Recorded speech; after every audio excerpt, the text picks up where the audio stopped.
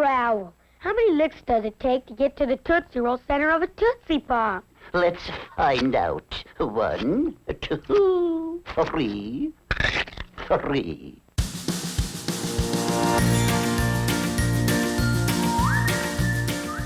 Hi there, and welcome to Baseball by Design. I am SportsLogos.net minor league baseball correspondent Paul Caputo, broadcasting live from my parents' basement in Wayne, Pennsylvania, just outside of Philadelphia. And I am Dan Simon, broadcasting from the Studio Simon and Studio Simon Stumpers headquarters in Louisville, Kentucky. Dan, good morning. Hello, how are you? Good morning, right back at you, Paul. I am fantastic. Thank you, as always, for asking.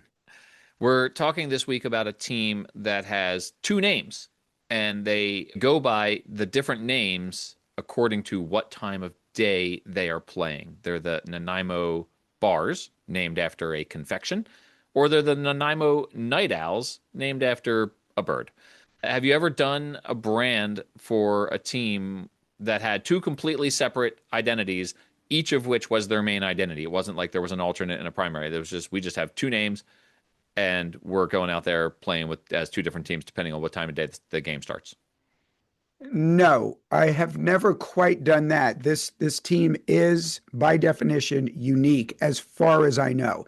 Obviously, there are a lot of minor league and collegiate summer league teams that have alternate identities by which they play. But I did a brand identity for a collegiate summer league team called the East Texas Pump Jacks. I think I've mentioned this on the podcast before. And they had two different primary logos, one featuring a pump jack is an oil rig, not an oil derrick, not the like Houston Oilers oil derrick, but the oil pump. A pump jack is a slang name for that pump, as is a nodding donkey. And we had two different primary logos, same look, but one featured a dinosaur and the other one featured a donkey. So you had kind of dueling logos for the same team, but same name. The fact that the Nanaimo team plays by two different names that are one for day games, as you mentioned, one for night games, it's unique and clever and interesting and made itself to the Baseball by Design podcast. So obviously it caught somebody's eye, one Paul Caputo. I thought nodding donkey was a shot at me because I was nodding as you were talking, and this is an audio podcast. Right. It shows the word donkey instead of the other word that it could have chosen. How about, I know you've done some food-based brands, but the Nanaimo Bars, that is a really intense-looking confection. Have you ever done a confection-based logo? Boy, I've done so many foods, mainly as alternate logos, but no, I don't think I've done a bar or a lollipop or whatever else falls into the category of confections. I would like, after 2 solid weeks of eating Italian bakery food in Philadelphia, I would really like a team to be named after cannoli. Yeah, that would be a good one. Uh-huh. Hey, by the way, I did do something, when you say confections and you mention pastries and stuff, you think about desserts and other sweets. And I did do a logo that featured soft serve ice cream. Yeah, which one was that? That wasn't the Creamies. You didn't do the Vermont Creamies, I don't think. No, it's just, I don't know if you've heard of it. It's this podcast called Baseball by Design. One of these days, Dan, we should do a whole episode about that logo. It is a conversation starter. People ask me about the pencil. They asked me about how come the little ice cream helmet, like how did that come to be? That logo is one of my favorite things about this podcast. And I remember the day that you showed it to me the first time. And it was funny because I cried. I still cry a little bit talking about it. But you showed me two, and it's funny how logos work, right? Because like if you would just show me the one, I would have loved it. But you showed me two, and like absolutely fell in love to the exclusion of the second option, right? Like, and so it was a sort of instantaneous spur of the moment, like that's it, that's the one. And while the other one was great and represented the full Dan Simon artistry, I knew the one as soon as I saw it. So I imagine you deal with that a lot, for better or for worse, with your clients who are just sort of like, yeah, I can't tell you why, but that's the one, or I can't tell you why, and that's not working, which I imagine must be like the most infuriating thing. What you're suggesting is that my clients don't say these options are all so great, I don't know how I'm going to choose. I would imagine that not every client is super easygoing and super responsive and super receptive to everything that you present to them. I just have that sense, having been exposed to the design world in many ways through this podcast. That's my secret inclination about your experience as a designer. Well, I will say this about that. The great majority of the people who are my clients are absolutely wonderful people and a delight to work with. And I I would mean say that, I have no doubt that you mean that. but not everyone's a gem. And you know who you are out there. Yeah, you're listening. You know it. All right. Well, Dan, let's get to this here episode. We're going to have the owner of the team, recent guest, Jim Swanson. He was also the owner, or is also the owner, of the Victoria Harbor with a U Cats with a capital C. And Ruben Butterfield from M Design, first time guest on the podcast. And then we're going to have Ranger Amy, because there's nothing Ranger Amy loves more than talking about birds. So she's going to be on to talk about the Night Owls. And then who's back but Dan Simon and a Studio Simon Stumper. Yes, I will be back shortly with a stumper for the Nanaimo Night Owls with an S.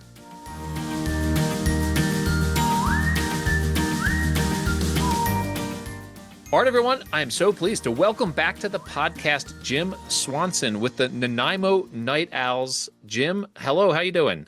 I'm good, Paul. How are you? I am doing very well. You are in beautiful British Columbia right now, where the Nanaimo Night Owls play. But they're not just the Night Owls, and I love this story. This is a team that you don't have alternate identities here. You have just two different identities for the same team, the Nanaimo Night Owls and the Nanaimo Bars, completely different things. Let's talk about that first. The why are they the Night Owls? Why are they the Bars? Why do you have two different identities for the same team? Well, the Night Owls name itself is a great story, and I'll get into that in a bit. But the Nanaimo Bars is a Nanaimo bar is an uncooked chocolate dessert treat that is what Nanaimo is known for by so many people. They may not necessarily look at the name Nanaimo and understand exactly how to say it quickly initially, but Nanaimo is how you say Nanaimo. Did I just spell that right? I think I did. I think so. And so they're very, they're sold in stores. You can buy them at bakeries, and so that's what they're known for. And to be honest, when we started researching the names on this, and we thought about actually just going as the Nanaimo Bars, we were shocked to know that nobody had put any kind of a claim in on the name whatsoever when it came to a sports entity. And there wasn't even a rec league hockey team or a floor hockey team or a slow pitch team or anything that was named. You would think that somebody would have been known as the Nanaimo Bars as a softball team in town, but nobody had ever done it. And so we wanted to have some fun. It's something we thought would lend into kids, especially, and younger people. And so we came up with a fun logo that's basically the chocolate square is animated, and put that logo together. And Ruben Butterfield is who designed that logo for us, and also designed the Night Owls logo of M Brand Agency in Victoria, BC, and he works all over the island. And that's where Nanaimo is just an hour north of Victoria on Vancouver Island. So those who don't know, it's pretty much straight across from Vancouver. From the mainland across, actually from Nanaimo, you can see the lights of Vancouver at night. It's that close. It's just almost a 2-hour ferry ride, because of how long it takes with the boat to get across. But yeah, no, the Bars was something we went in for a penny, in for a pound. The jersey we did with it is very bright, very yellow. It's got just a big old logo on the front of it. There's no apologizing for the logo whatsoever. It's putting it right out there. And it's been a kind of an interesting hit with a lot of different people on that try on that, and we'll continue to use those jerseys as the players love to wear them too, because they're very much a novelty type of a piece of our branding with the Nanaimo Night Owls. And the Nanaimo Night Owls, and bars started. We were announced in 2020, but that was in the midst of COVID. We're going to start in 2021, but that season got canceled for us in Canada. And the first season of the Night Owls was 2022, and the first games that we unveiled in the Nanaimo Bars jerseys was at home in that first home series against the Edmonton Riverhawks. The Nanaimo Bar, and I'm seeing this online. I've never had the pleasure of having one, but a Nanaimo Bar, it says here, is 3 layers. It has a wafer, and then there's a nut layer, which is walnuts, almonds, or pecans, and a coconut crumb base, and then obviously with the chocolate ganache on top there. So it looks delicious. It looks amazing. And then this logo is an anthropomorphic, very sort of childlike, wide-eyed, smiling Nanaimo Bar character. So he is he's adorable. I can see why he's a hit with the kids. And then the Night Owls. And if I understand this correctly, the team plays as the Bars during the day, and then the night and any night games are as the Night Owls. Do I have that right? Well, I think if you're going to have night in your name, you probably should play your night games as that team. That was sort of the common sense piece for us on that one. But yeah, the Nanaimo Night Owls play at night. The Nanaimo Bars come out during the day and play then, as we call it, our dessert logo. And so it's kind of an afternoon treat logo. And so yeah, the Night Owls logo. The interesting part goes back to the name. So the name, when we were going over it, we did have a name the team contest. There was a suggestion of Nanaimo Owls. There was a suggestion of somebody that had come up with Night Owls. We went back to, we had a lot of great ideas. The Nanaimo Humpbacks was suggested. A whole lot of water theme type things were suggested around whales and orcas and different things like that. But almost all the other sporting teams in Nanaimo are something to do with water. You have Mariners, you have Pirates, you have Clippers as like the ship. So you have those kind of names going already, and Buccaneers is also another name that's there. So we wanted to stay away. We wanted to be unique. We didn't want to be another water thing like that. So what we did was, in my research, I looked back at some of the old team names that had been in town, and coal miners had been used as a coal mining town. That's where Nanaimo started, as a coal mining town, and we didn't want to steal that name from somebody else. And then look back at it. In the 1920s, there was a team called the Nanaimo Owls that won 3 straight kind of regional championships when, there weren't cars to drive around as much to go to games. They had to jump on trains to places and play these games, and they won 3 championships in a row. But if you did the name Nanaimo Owls, of course, the initials would be NO, and I don't really want to put no on a hat. And in the midst of all this, and really the key impetus for us to get to the stage where we had a team, was the city really had to be behind this. The ballpark, Sir Oxman Stadium, great stadium, dating back to 1974 when it was started to be built. 1975, it was opened officially by Mickey Mantle, which is a great story. He was there for a sportsman's dinner. He was fishing, he was golfing, he was speaking at a dinner, and Mickey was known for his drink. He was a little bit hammered when he was at the ballpark, and they wanted him to hit the first home run.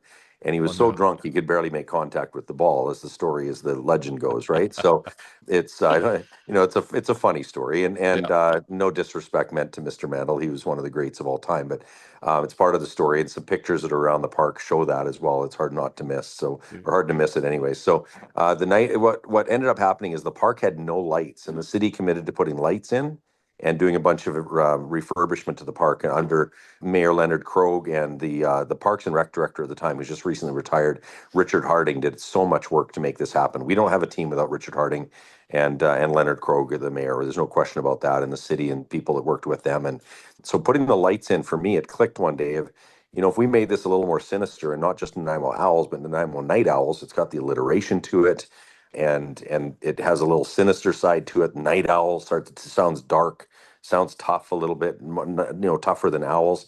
And then working with the First Nation, that Chief Wise and Bill Yoakum and Noel Brown, who's an artist who did some work for us on the Snuneymuxw Night Owl. Snuneymuxw First Nation is the First Nation there. He did the that logo, which is a third logo that we use on a jersey and a hat. I asked them what an owl meant in their First Nations lore, and a gray or a white owl is an owl of death. And I was like, well, I don't really want an owl of death. Like, that doesn't seem to be what we didn't want to go that dark. But a gray owl I was told, was a messenger owl, an owl a messenger owl with a nasty streak is what they described it as. And I'm like, well, okay, I can go for that.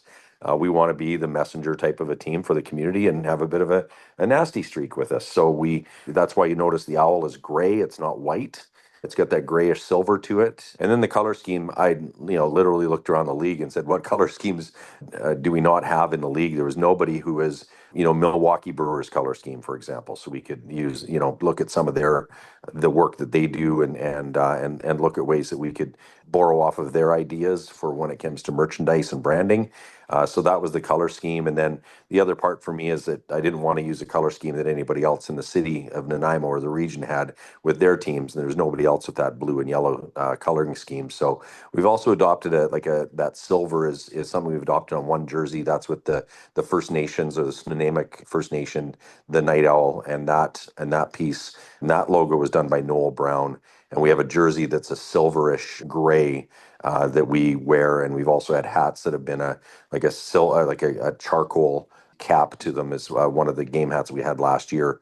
And we're proud of how that's all kind of matched together for the color scheme and the branding for the Night Owls.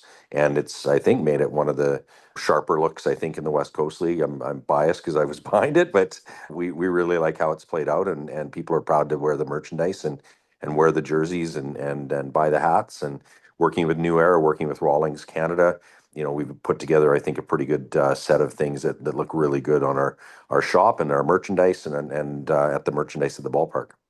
Well, I'm on your online store right now, and you have a section called the Snuneymuxw Collection, and it has this logo that you're describing, and it really is extremely striking. It's noteworthy to me that the items that are for sale there don't say Nanaimo Night Owls; they say Snuneymuxw Night Owls, which is, I think a really interesting tribute to the First Nations community there. Why was it important to you to work with the First Nations community and to have artwork from that community represented so prominently as part of this team's brand? Yeah, it's the history, it's the relationships with people. I mean, Bill Yoakum, who is on council and is a real driving force behind all the economic work that First Nation does, is a very close friend of mine. We played ball against each other for a long period of time. We call each other brother. He's just been a tremendous supporter of what we're doing here. He knows my heart, he knows our heart, and what we're trying to do in bringing this team to Nanaimo, and the opportunities it'll give to players from the region to play at the West Coast League level. And we've used a lot of local players in the first 4 years, and now our head coach, even Cody Andrechuk, is from Nanaimo. He's originally from Nanaimo, born and raised. Super proud of Nanaimo. So glad to come home in the summers. He's at the University of Pikeville, where he's the head coach of that great NAIA program in Kentucky. And just a really important piece for us to involve the First Nation. And when you come to our park, you'll notice two signs. Number one, you'll notice the big Save on Food sign on the what we call the big monster in right field. Think of Fenway Park, but on the other side. And then the other one is that we had the big "You are in Snuneymuxw territory" sign that's got the First Nations logo on it. And Bill is extremely and Chief Wise are extremely proud of that sign, and they should be, because it's a sign that really makes a statement as to where people are when they're at Sir Roxman Stadium. And Sir Roxman Stadium, again, opened by Mickey Mantle. It's just a tremendous, great feel ballpark. It's one of my favorite ballparks. I love Victoria's Park as well, our other team down the island. But the Nanaimo Park, even though it was built just in 1974, 1975, it feels like it was built in the 1920s. And it's got that catacombs type of a feeling underneath where the concession is. And where Kent, our 78-year-old guy who runs our concession for us, where he does his work down there. And it just all rolls into a very, very good package and an enjoyable night at the ballpark. And the new lights and the new fencing system with padding and the dugout expansions and the way it sets up, being right on top of the play, it's an intimidating place to play for people there. And I just think that anybody who's ever been to Sir Roxman Stadium, and any of the players or coaches in our league, they will never forget being at that ballpark. It's not a ballpark that's going to be forgotten for the type of ballpark it is. And that's why the branding and our logos were so important to get them right. And the name was so important to get it right. And everybody, I don't think we've had anybody who's even suggested that we got that wrong in terms of the name and the logo when it comes to the Nanaimo Night Owls, and then being able to involve the Nanaimo Bars, and then obviously tie that in a year in by adding this Nanaimo Night Owls logo and be able to use it. The only downside of that Nanaimo logo is it's so good and so intricate that it's hard to do as an embroidered piece. because there's just so much detail to that First Nations art that Noel Brown did. It is just next level to the point where it's hard to replicate it in certain items. But we've done everything we can on screen printing and everything we can on transfers. The next thing is to try and find a way to get that on a hat logo, because I think it would be one of the better sellers out there if we could really get that dialed in. I'll be honest. This is a story that I did not know for the Night Owls. I was aware of the bars and I was aware of the Night Owls brand, but this Nanaimo Night Owls artwork and the relationship with the local community there is really an incredible story. So I'm so grateful to you for sharing that with me. Do you find, does having the bars and the Night Owls and then this sort of kind of separate Nanaimo brand, does that create a challenge for you in sort of maintaining a consistent brand across all of those different identities? It can, and we've introduced a logo at one point that has the night owl with the bar kind of sticking out to the side of it, and Right. we tried to sort of combine them at one point. I don't think that hit very well. I think a focus going forward is to really stay with the main logo, and then to use the bars and still in that day game piece, but on the others and our merchandise is to be much stronger with our main logo and continue to hammer that home. I mean, we're only going into our fifth year in Nanaimo, and the fragmentation of the media and the way that COVID changed things and the way people kind of act a little bit, just being timid for a while and getting back to real life. And I think there's a challenge for our group, and that we need to do a better job of being integrated into the community and just having that full, I don't know, permeation into the community of Nanaimo and the Mid Island region. I think people know who we are. I think they need to know more of who we are, and I think driving home that main Night Owls logo and the Snunamic logo as well, the beauty of that logo to show how integrated we are to all areas of the community is, I think, very, very important for us as well. And then find a better way or two to make sure the bars logo is the kind of fun that we want it to be, and continue to drive that home. I mean, the bars thing, we for a time we actually took trays of Nanaimo bars on the road with us to road games to the other teams and said, here, sell these in your concession stands, and or give them out to people. Do whatever you want with them. We want to kind of do a little bit of baseball diplomacy through Nanaimo bars, and who can turn down a tasty sweet treat like that with chocolate, right? Like it worked. Well, one of the great joys for me of doing this podcast is learning these stories and getting to share them. And every once in a while, a brand will come along that's just so much deeper than I thought it was going to be. And so this is definitely one of those stories. So I really, really do appreciate you coming on and taking the time to share that. I'm already on the store. I could tell people where to go to find it, but I'll ask you, because that's what I do. Where can people go find all this great merchandise, and where can people find the bars and the Night Owls online? Yeah, Nanaimo NightOwls.com. And again, Night Owls, like a couple other teams in our league, the name Night Owls is capital N, night, and then capital O, owls, and it's done as one word with a capital letter in the middle of them. Important to note for listeners of this podcast, too, that owls is spelled with an S, not with a Z. Or Unlike Z. or a Z. Or a Sorry, Z. owls with a Z. No, it is owls with It's an an S, not owls with a Z, because we've talked about the Northern Colorado owls with a Z or Z here on this podcast before, too. So, Jim, this has been fantastic. Thank you so much, and best of luck in the off season. And I really appreciate your time, Jim. Thank you very much. Appreciate your interest.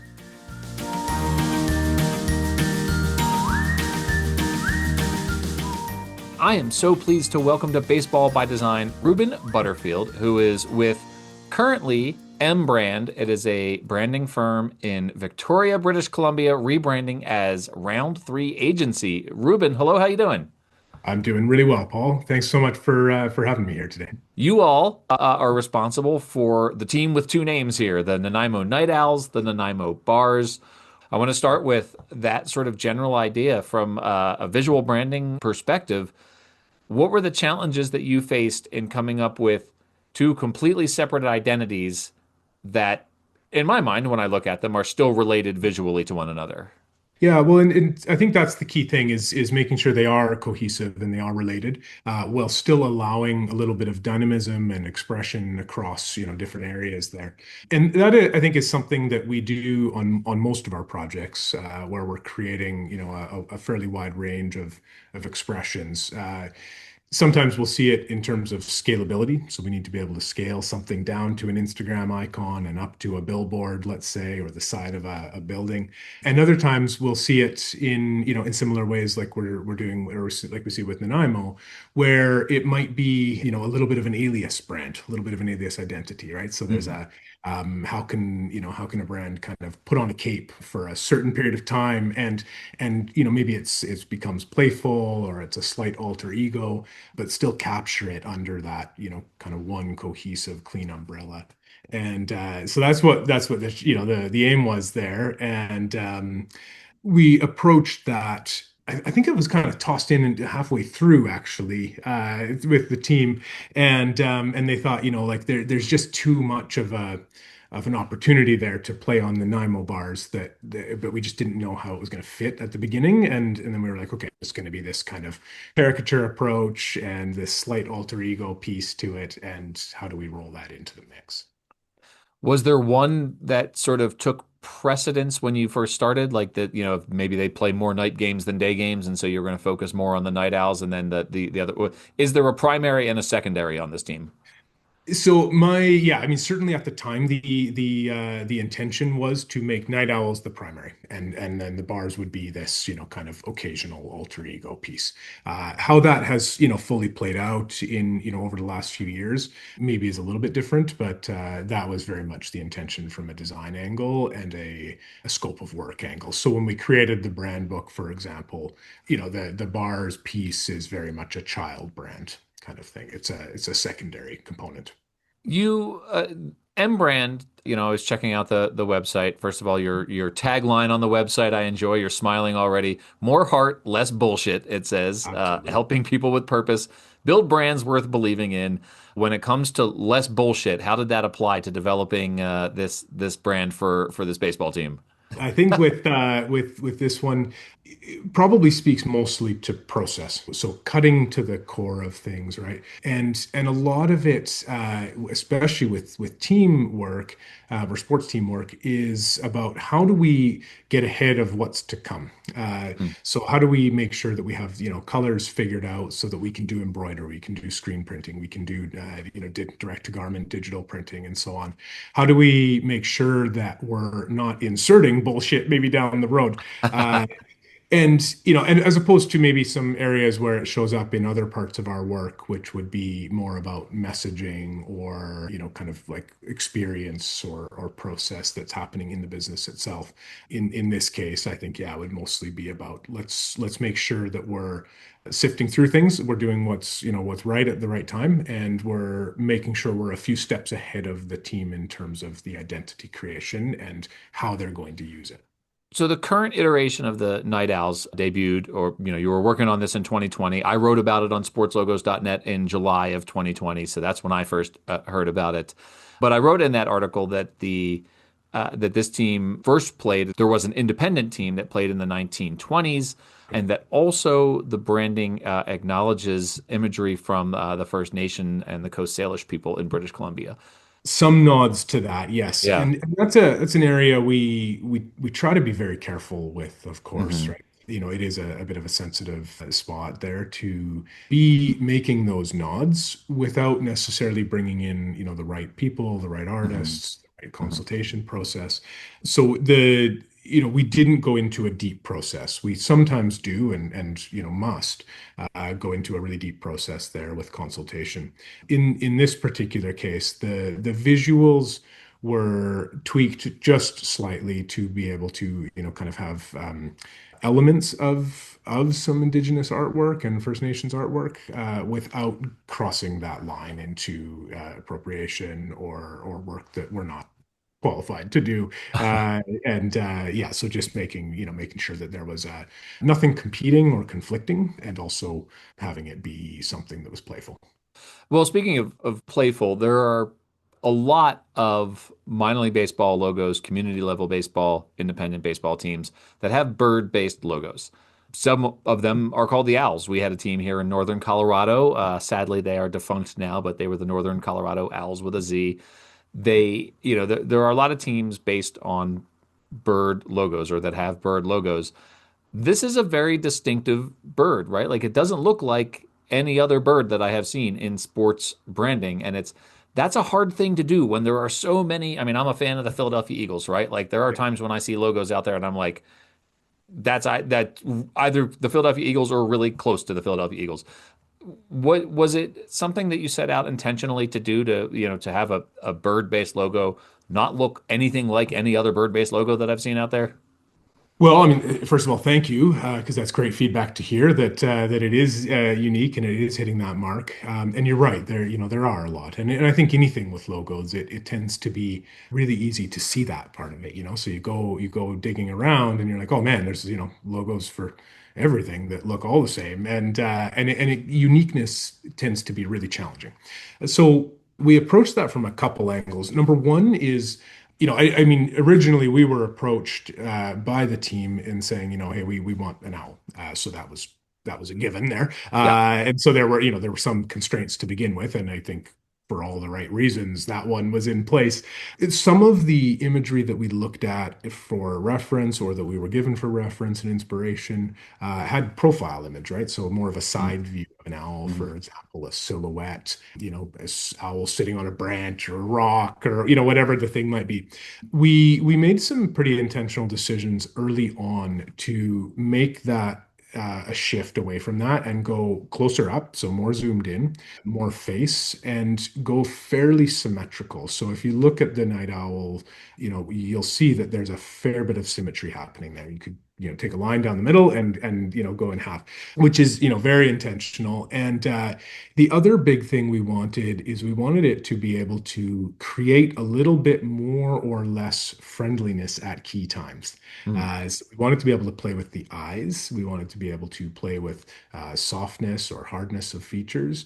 And some of that, would eventually, was the idea, cater to different audiences, right? So if we're presenting the Night Owl logo to a children's line of gear or clothing, it might look slightly different, slightly more friendly, warm, welcoming than it might look on an adult line of gear or a mug or something like that. So we wanted to be able to create enough to do that. And one big aspect of that was how do we get close enough into the eyes? So that's where the kind of the scale and the zoom comes in there, and that's why we went with that route. So speaking of friendly and speaking of eyes, this alternate identity, the daytime identity for this team, the Nanaimo Bars. Yep. First and very important question, I think. How many Nanaimo Bars did you consume in the production of this logo? I mean, I've consumed a fair number of Nanaimo bars over my life, and I think we did do some sampling because I was up there at the park, and Nice. so we did do some sampling from two different bakeries, just as part of a little field trip up there. So four, let's say. All right. All right. The Nanaimo Bar is a thing that I was not familiar with until I learned about this team. It's not necessarily, Okay. yeah, it was brand new to me in Nanaimo Bars, and I didn't, and even when I saw the logo, not knowing that it was a layered pastry, right? Like it took a Yes. little bit of exploration. Obviously, everyone in that part of the world knows what a Nanaimo bar is, and Yes. it's unique to that part of the continent there. So he's adorable. He's got the very large eyes, the big wide open smile, the little tuft of hair, a little cartoonish tuft of hair here. Exactly. It's Yeah. Yeah. so obviously a different kind of approach, even though they're both in sort of a similar shaped frame. The typography is has some similarities, a little bit of overlap in the color palette. The owls are more a dark blue, and the Nanaimo bars are more like a chocolatey brown. I'll just ask you sort of a similar question as I did with the night owls. What were the considerations in creating this sort of more cartoonish, kid friendly Nanaimo bar brand? Yeah, so I mean that was the main thing right there, kid friendly. Hmm. How do we make this kid friendly? How do we make it accessible for, for children? How do we make it fun? The other big thing here for the entire brand, for both logos and certainly for the bars, is that we had to approach it from a place of how will this come to life for a mascot? And so then if we kind of reverse ourselves from that place, what do we want a mascot to look like? Do we want it to look scary? Do we want it to look intimidating? Or should it be silly, fun, cartoony? Should it be easy to produce and a character that you would create connection with? So that's kind of ultimately what we were aiming to do there. And so hence the eyes there. We made the eyes much more circular and gave different positions and postures to the bars logo to be able to bring some real play into it. So whether that was through animation or mascot or whatever it might be, just to bring some fun. Well, it is totally fun. I still, to this day, have never had a Nanaimo bar, so I can't I was just going comment to ask on. that. Yeah. Yeah. Yeah, I never had, and I've been to British Columbia a few times, and even passed a sign. I remember once driving on the highway, and I passed a sign for Nanaimo, and I thought that this is my chance to go get a Nanaimo bar, and I never made it Absolutely. happen. Yeah. So when I'm looking at both of these brands, Ruben, they're distinctive, right? Like they, as I said about the owl logo, it doesn't look like other bird logos that are out there. Your firm, M Brand, at the moment, round three agency coming soon. When I look at your website, most of what you do is not sports branding. Correct. Yes. Was it a hurdle to learn about sports branding and look at precedents, or was it kind of freeing to work in a sort of different venue than you normally work? It was absolutely freeing. So we are a really diverse agency. We're a small agency, and we have done just a really wide range of types of projects, industries, and so on.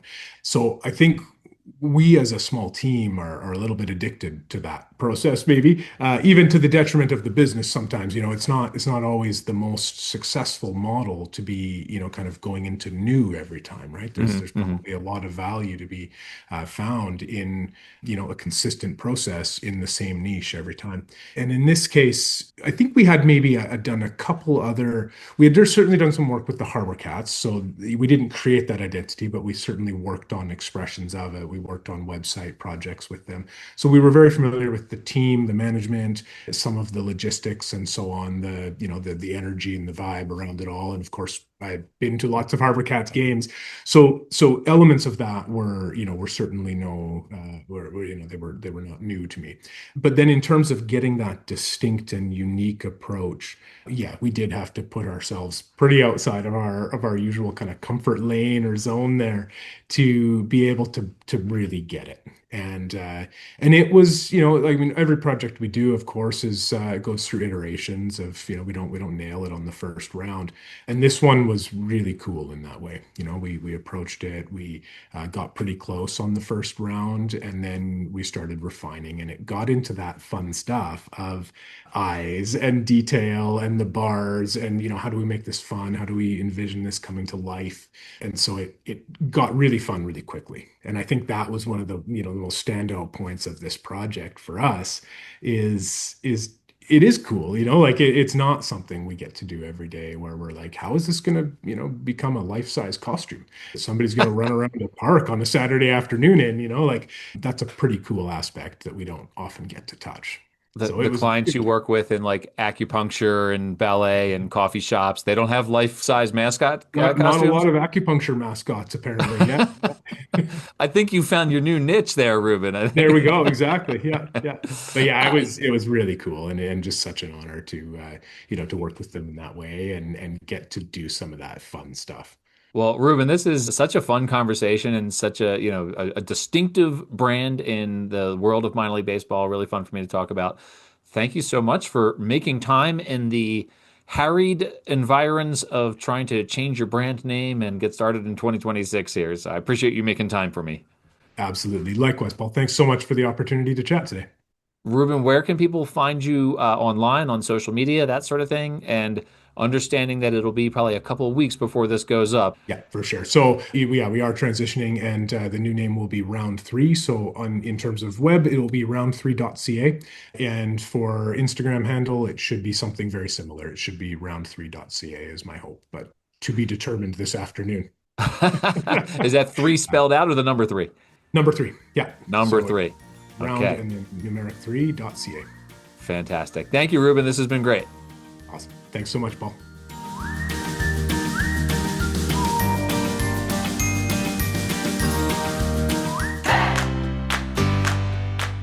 Baseball by Design listeners worldwide, it is my honor to introduce to you the official Baseball by Design wildlife correspondent, musical enthusiast, and national anthem extraordinaire, Ranger Amy Burnett.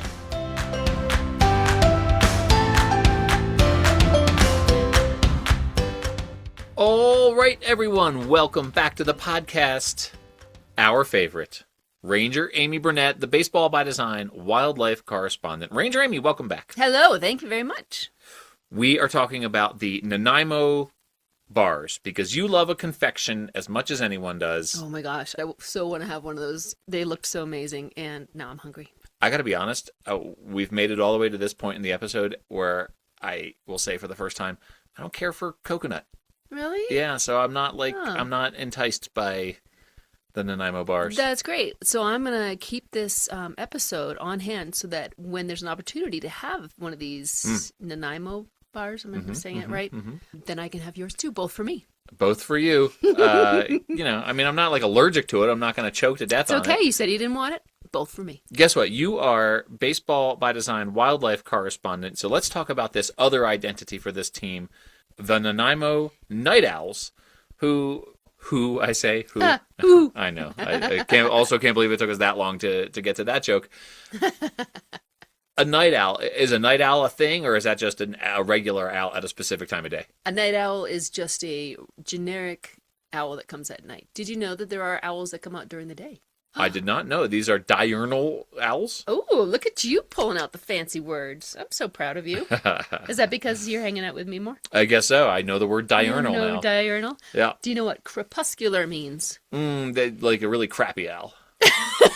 No. Oh. Crepuscular are owls or any animal that's dawn and dusk.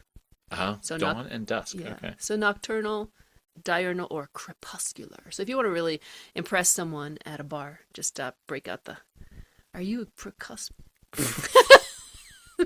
Let's talk about owls. All right. Let's go into owls. The night owls are, so you say there are some owls that come out at day, but most owls are usually nighttime owls, right? Most owls are nocturnal. Okay. And so I looked up what this owl was supposed to be, what species, and I spent way too long trying to research that.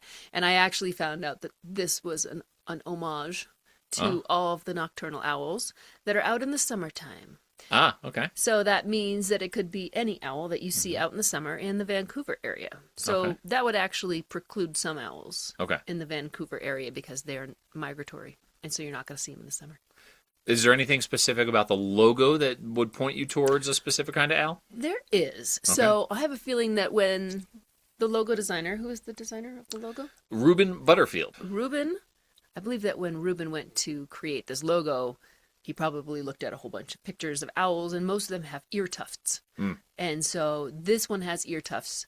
Screech owls, great horned owls, long-eared owls have these big ear tufts.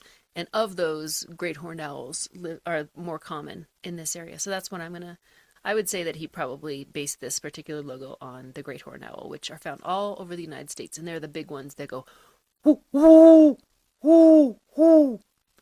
You famously are very good at bird calls, and that I happen to know that owl call, little known. yeah, that has impressed some real serious birders out there. So yeah? that's very impressive. You said all over the United States. Obviously, this team is in Canada. Oh, I should say all over the United States. I should have said all over North America.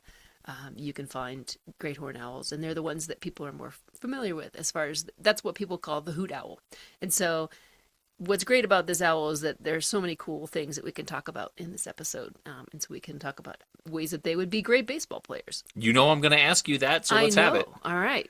So the reason that they would be great baseball players, besides the fact that they're out at night in the summertime, and who's out at night at watching basebal games?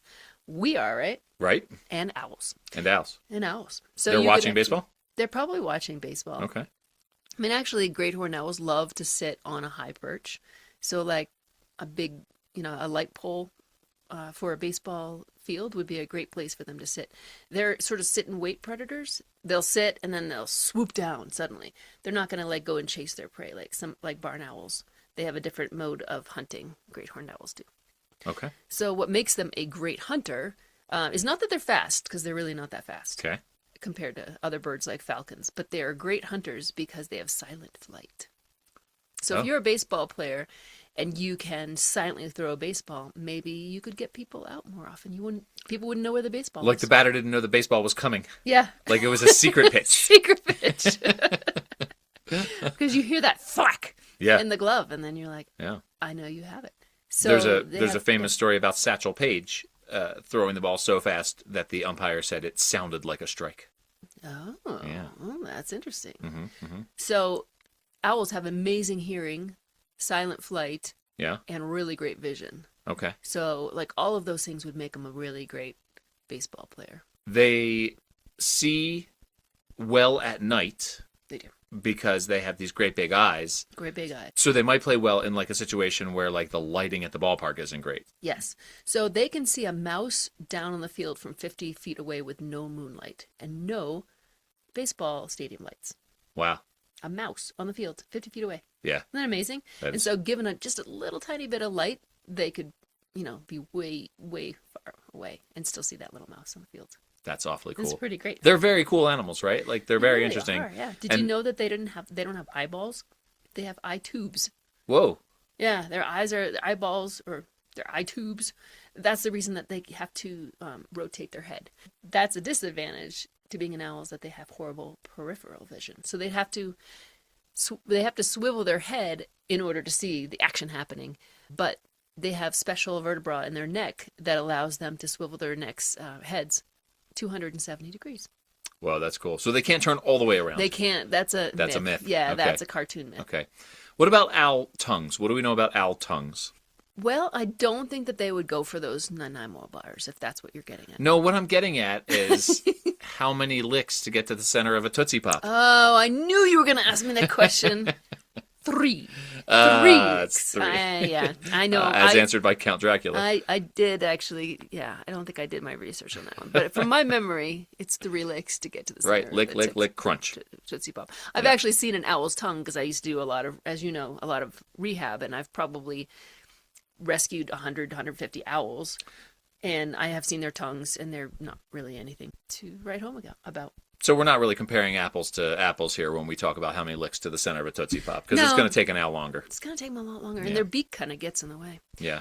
So as far as other senses, we talk. Did you know that they're really great at hearing? I did know that, actually. Yeah. Yeah. Do you know why? It's like the shape of their head. Yeah, that's one of the ways. They have sort of like the satellite dish face, most species, so that it sort of directs the sound. But they also have one ear higher than the other. Did you know that? No. The left ear is an inch higher. Whoa. And then the right ear, and it's actually left ear is pointed down and higher. And so they can pinpoint when they hear a sound. So imagine if your ears were in different locations on your head. Yeah. You'd be able to pinpoint sound where and then you just fly down and grab that mouse with your grippy talons.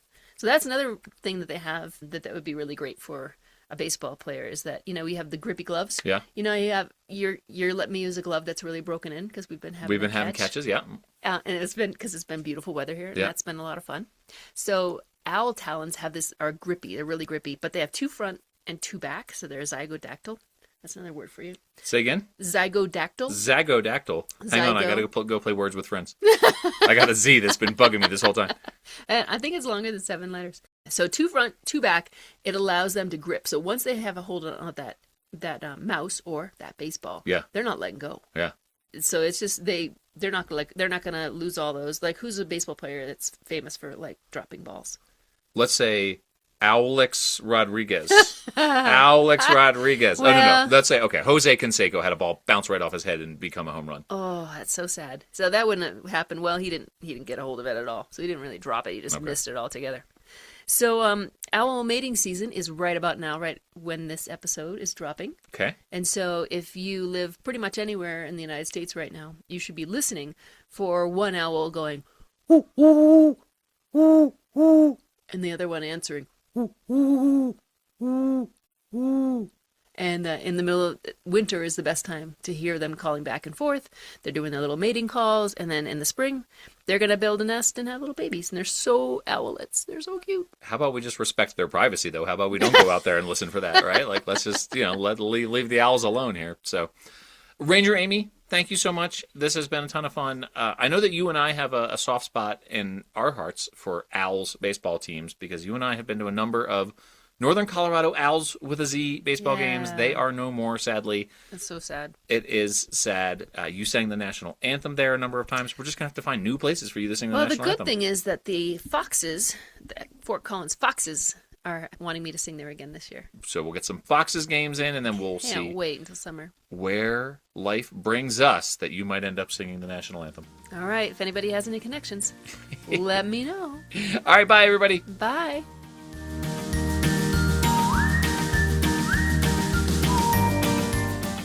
All right, everyone, welcome back. It is time for Studio Simon Stumpers with designer extraordinaire and my good friend, Dan Simon. Dan, how you been? I have been fantastic. Thank you. Hey, Paul, would Yes, you Dan. say, would you think that there are a lot of teams out there in the world of sports with Knight in their name? Or would you say it's not necessarily that usual of an occurrence? Well, having recently done the spreadsheet episode, I don't remember a time of day category. I imagine that like Nighthawks or Nighthawks. That's really all I can think of. But when you pose the question, I think, well, yeah, that sounds like it would be a great inspiration for a team name. And then I can't really think of that many right off the bat. I can think of the Philadelphia Eagles have a color called Midnight Green. Okay, well, what you just said is exactly what the case turned out to be. I thought there would be at least a number of teams out there, the Knight somethings. Right. And the only one I have been able to come up with is Nighthawks. Oh. And there have been several teams there. I believe there are at least a couple of collegiate athletic programs that use that name.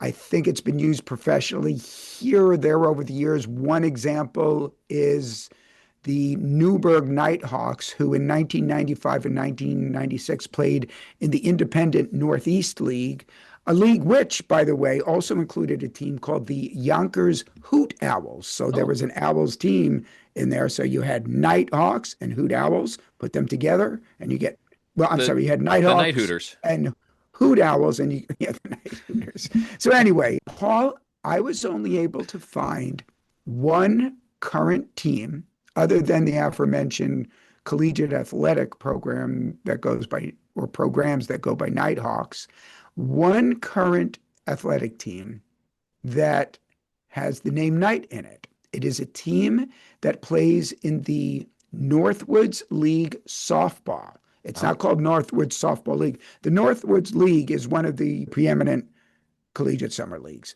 Yeah. In 2024, the Northwoods League softball played its inaugural season. So they've got 2 seasons under our belt. And there is one team in that league that has Knight in their name. Okay. So our Studio Simon Stumper today asks, which of these is the name of the Northwoods League softball team in Madison, Wisconsin? I'm not saying whether this influences the name or not, but the collegiate, I'm sure you know, what is the Northwoods League collegiate summer league team in Madison, Wisconsin? It's the Mallards.